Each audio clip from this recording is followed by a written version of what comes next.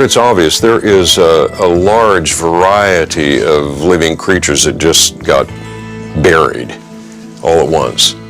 There are, and the range of fossils is amazing. We have fossil dinosaur eggs, fossil shells, fossil wood, scutes from crocodiles and things like that, seeds, just a lot of different stuff. So there is a almost unlimited range of fossils. Even tracks of animals are considered fossils. Well, I've heard of footprints being fossilized. Is that what you're talking about? Yeah, and that's what I have on this slab right here. This is a piece of coconino sandstone, and you can see. Oh my goodness! You can see just jump the out claws. So this is a creature that's either just walking along or running or something. Right. There are some unique features of their tracks that indicate that these animals were walking underwater, which is very interesting because this is normally thought of as a dune sand, a sand dune. And the coconino is right in the middle of the rock record in the Grand Canyon. It's lower Permian. Dr. Brand thought, well, that would be a good place to look because these tracks are supposed to be in dry sand, and yet we think it probably was wet.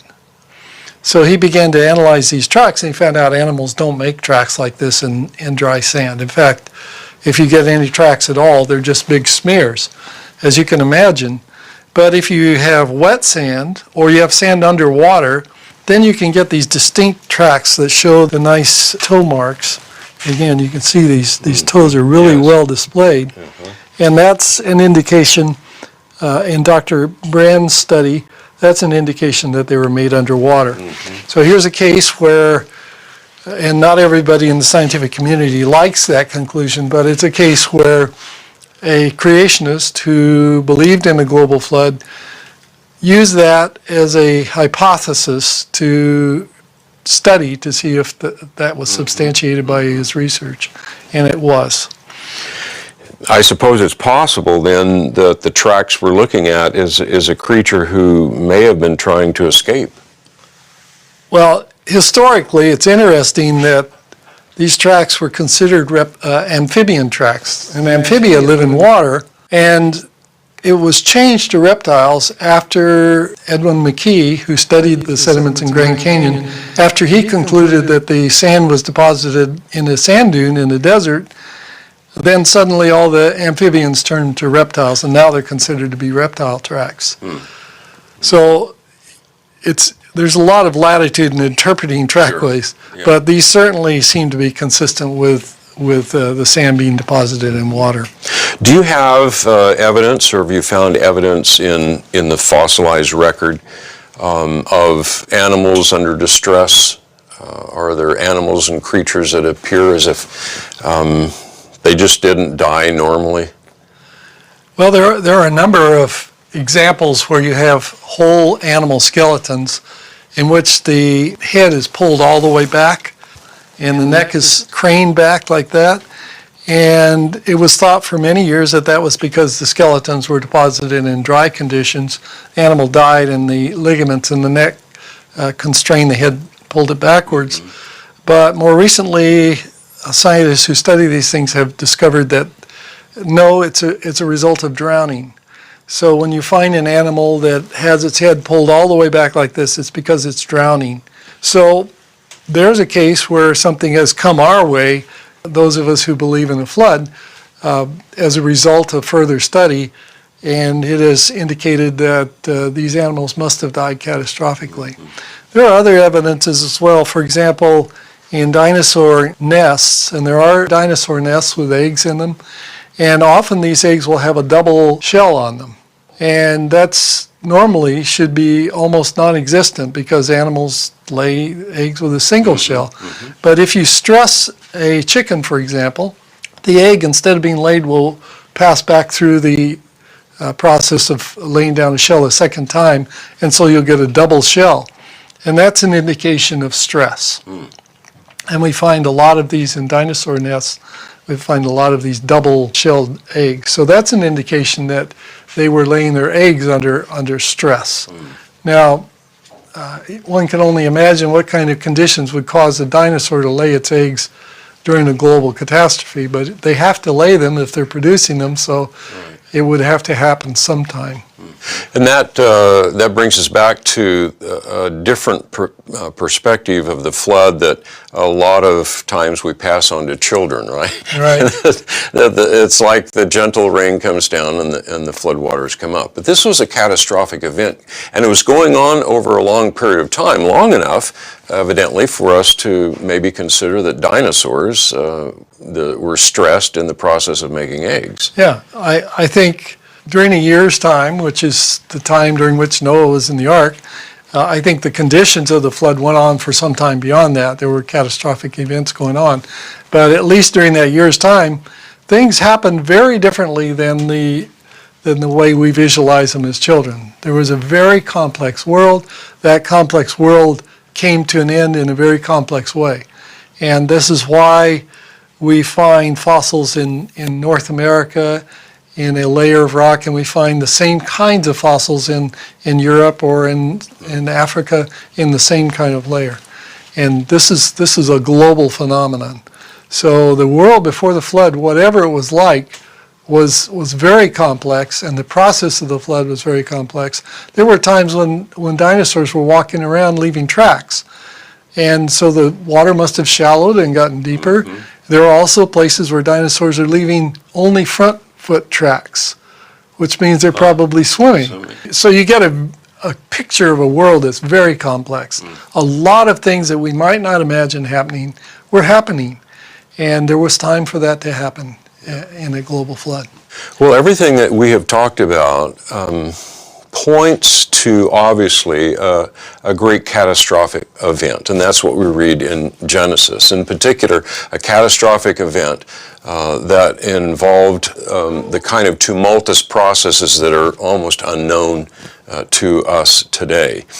But the conventional paradigm would look at this layer that you're digging in, and they would say that those fossils were created a long time ago. What's the approximate age that the conventional paradigm would give to that? These particular bones are cited as being about 65 million years. Okay. Just below the Upper Cretaceous event.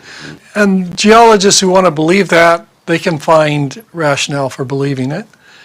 Personally, I don't think the data warrant it, and I think that the account that's given in the Bible is a better explanation for what we see on the earth. What have you found that would cause you to then believe that the flood is recent, and therefore these dinosaur bones are not 65 million years old? Well, that's a very difficult question because none of us have experienced 1,000 years. Mm-hmm. We have trouble grasping the changes in 100 years.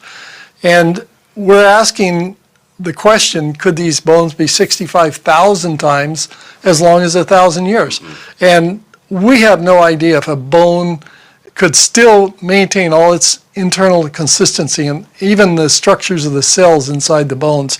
And now, as you know, we're finding biomolecules inside these bones. All this is a challenge to the idea that we're dealing with 65,000 times as long as 1,000 years. We can try some experiments. We can take biomolecules, for example, and we can heat them up and cause the rate to be much faster, and then try to extrapolate that back to lower temperatures. And that's a fairly scientific thing to do. And when we do that, we get figures for how long a protein or DNA can last. It's nowhere near 65 million years. Well, Art, you have spent a lot of time in digging fossils and analyzing fossils and so forth. The tree of life that we see in our textbooks and on charts and so forth, and we're taught, would say that all of these creatures, and even the dinosaurs themselves, all came out of one organism in the beginning and formed all of the creatures that we see today. What do you see from the scientific evidence that you have found?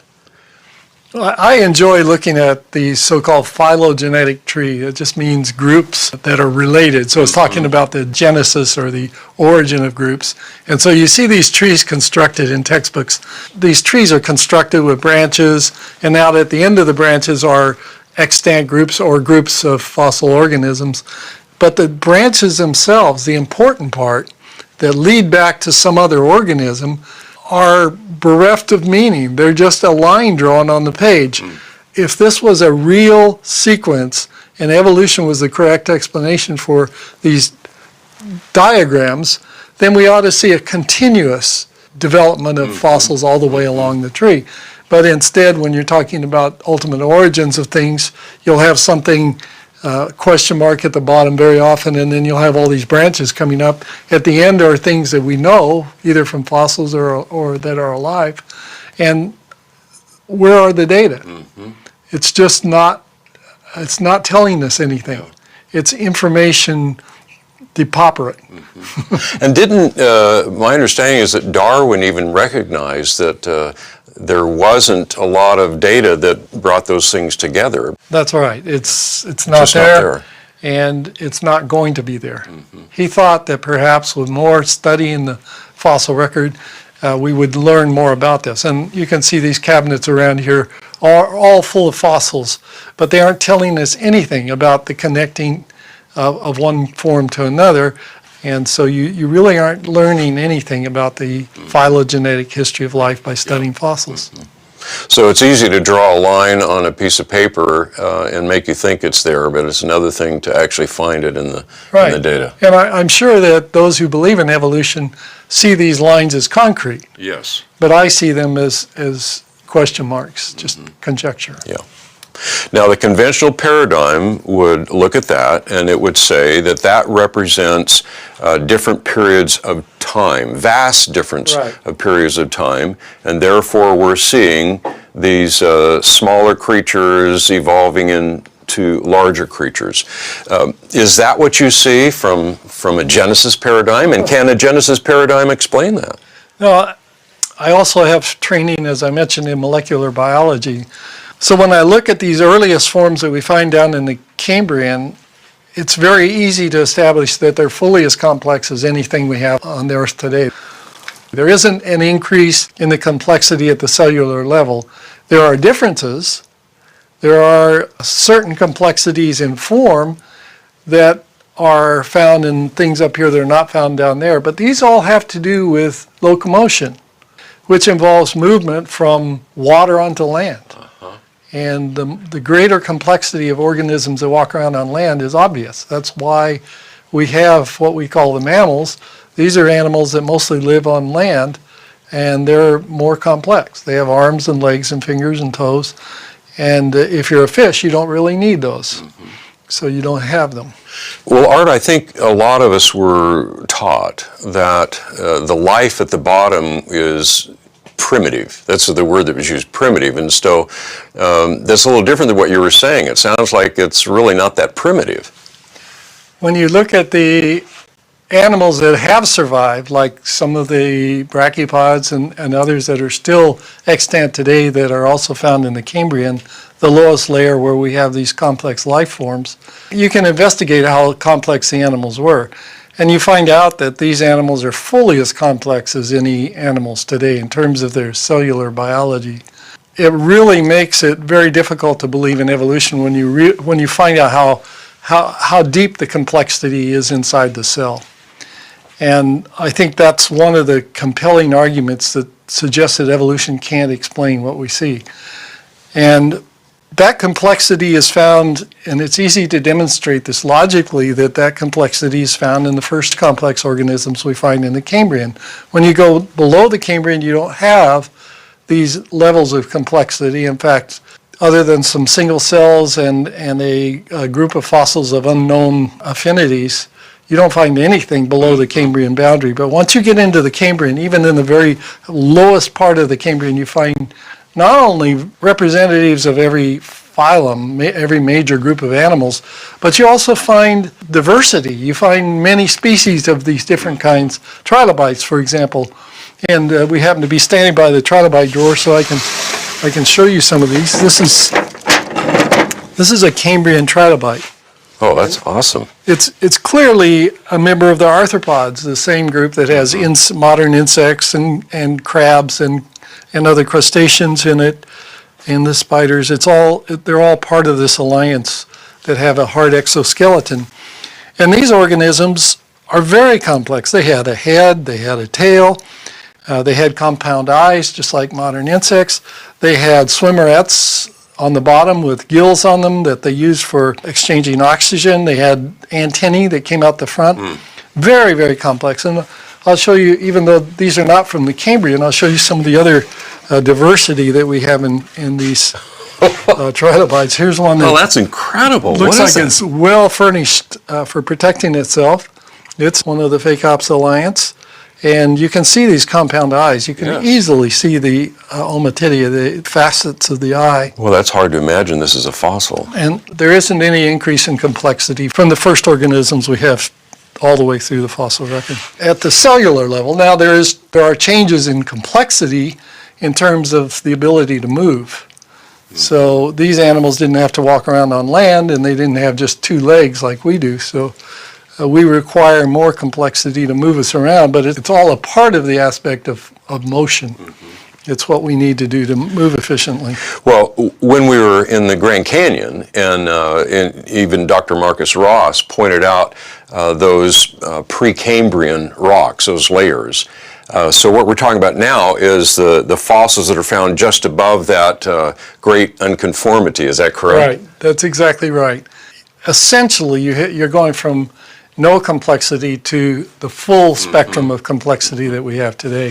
So again, the word primitive kind of prejudices the mind, doesn't it? It to does. say that these are very complex creatures. They are, and they have the same complexity at the cellular level, and this includes their developmental biology as modern insects do. We can clearly establish that line of logic.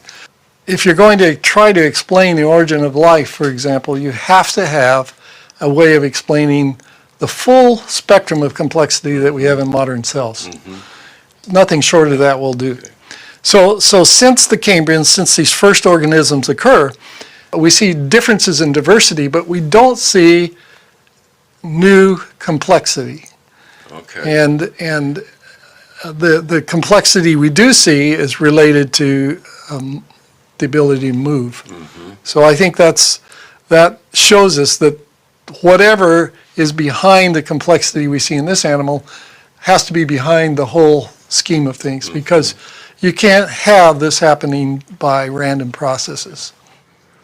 But Art, how then do you explain from the Genesis paradigm the fact that at these lower levels we don't have creatures that walk around? I mean, we have very, very complex and beautiful creatures, extremely complex, but we don't have there's a sorting, it appears, to have been done in those fossil layers. There is, and it's not clear exactly why things are in the order they are, but it's clear that there is a movement from marine, ocean, to things that lived in underwater, to things that lived on land. And then at higher levels, things that could escape from burial in this water. So I think it's clear if we were to start covering up the earth today, if we were to have another flood, the first things that would be buried are the things that live on the bottom of the ocean, and then subsequently we would see layers of rock or layers of sediment that had things that lived higher and higher levels in the ocean. We'd get fish, and eventually we'd get things that lived on the top of the ocean, and then we'd get things that lived on land. And eventually, if the burial kept going, we'd find the remains of complex animals like us.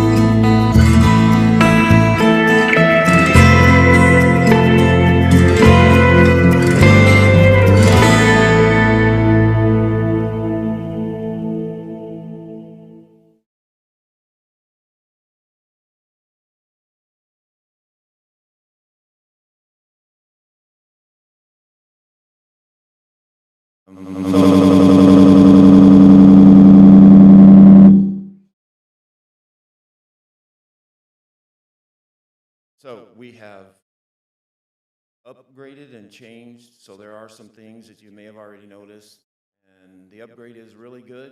It's a much better, but it's also a relearning. So we're trying to work through some of these little issues that are popping up, but that's kind of the only way we're going to get through and get better, unfortunately, is doing it when we're live. We got to keep having Bible classes. So as we look at some of these things, is just to kind of wrap up, and then we'll wrap up the class, is the idea of looking at the tracks and where they were at, and how that, beginning they thought it was dry sand, and that these tracks were made in dry sand, and then they fossilized, and then they change later on and think, oh, well, maybe they were wet. I just think this theme continues to show us that not being there, not being in that timeline, we're not as aware of it. Some of the ideas of the simple versus complex, I think, is what's interesting. That I think I really want you to look at is one of the things he said in there, and you keep hearing this being said, is one, we're not able to observe the conditions in which were existent when this catastrophic event occurred. Two, there was a catastrophic event. No matter if you believe in God or not, or designer or not, even if you believe in evolution, the earth shows catastrophic event. The next thing is looking at the idea of simple organisms going and becoming complex. And that was something even Darwin had admitted, was that he could not find that connection in showing one form changing to another. For example, just to be kind of crazy, but a cat eventually evolving into a dog, a fish all of a sudden developing into an elephant. And I know those aren't even connected. I have no idea, but that's the process that he's talking about. Biologically, at the cellular level, that's something else, but trying to find fossils that show this progression from simple to complex is not there. And the Precambrian and Cambrian layers of the earth is what is really throwing them off. And even during Darwin, when he submitted his research and stuff to a paleontologist in America, one of the leading ones, he wrote back Darwin and goes, no, this is not working. You're not.